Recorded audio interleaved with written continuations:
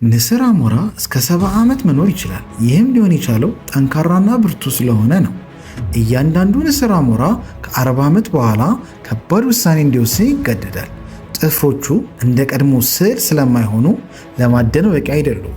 መንቁሩ ከጊዜ በኋላ ይጣመማል፣ ይደነዝዛል፣ ላባቸውም ይወፍራል። ንስር አሞራ 2 አማራጭ ብቻ ነው ያለው። ወይ ይሞታል ወይ ደግሞ ህመም ያለው ለውጥ ማድረግ ይኖርበታል። ይህ ህመም ያለው ለውጥ ሲያደርግ ንስር አሞራ ወደ ተራራ ሄዶ መንቁሩን አለት ላይ መስበር አለበት። መንቁሩን ከተሰበረ በኋላ አዲስ መንቁር ያድግለታል። በአዲሱ መንቁር ጥፍሮቹን ይነቅላል፣ አዲስም ጥፍር ይነቅልለታል። ከዛም ላባውን ይነጫል፣ አዲስ ላባም ያድግለታል። ይህ በህመምና በስቃይ የተሞላው ጉዞ ለ150 ቀናት ይቆያል። ይህን ለውጥ አድርጎ ከጨረሰ በኋላ አዲስ ህይወት ያገኛል።